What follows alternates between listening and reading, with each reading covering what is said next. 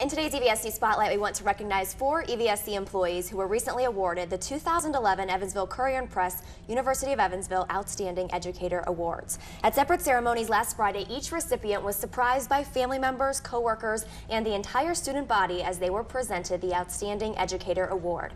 UE and the Courier and Press awarded 4 educators each. They award them each year in the categories of Outstanding Elementary School Teacher, Middle School Teacher, High School Teacher, and Administrator. This year, all 4 recipients are with the EVSC.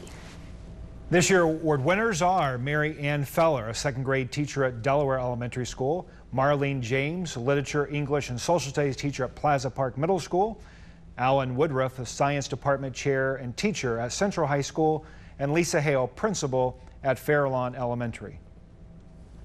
It's important to recognize outstanding teachers. Teachers really touch lives, just as it was said here today by the students at Plaza when they're recognizing Mrs. James, that they do touch lives every day. They inspire, they motivate, and they really are molding them to be excellent professionals in our next, and they'll be our leaders of our next generation.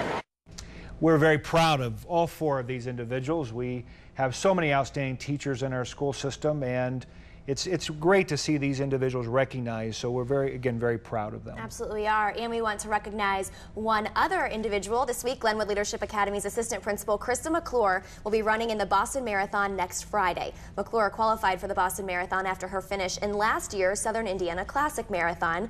While this is noteworthy in and of itself, it's what she's doing with her Boston run that is even more meaningful. McClure is turning this into a marathon into a fundraiser for Kenyan Orphanage that cares for children who have lost parents due to AIDS. She hopes to raise $3,000, and you can find a link to donate on our website, evscschools.com. And now, Dr. Bertram, we'll turn it over to you for the last word. Thanks, Jennifer. I think the important thing that came out in today's show is the understanding that schools do not unilaterally establish tax rates.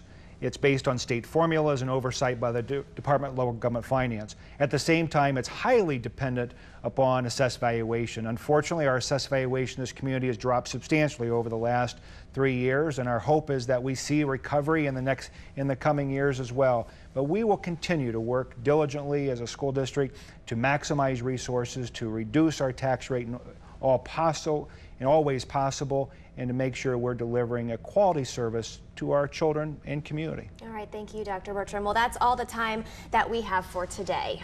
Well, thank you for being with us. And on next week's show, we'll be joined by 8th District Congressman Larry Bucshon to talk about education issues in Washington and the reauthorization of No Child Left Behind. Again, thank you for joining us. We'll see you next Wednesday. Have a great week. Here's what's coming up this week in the EVSC. See you next week.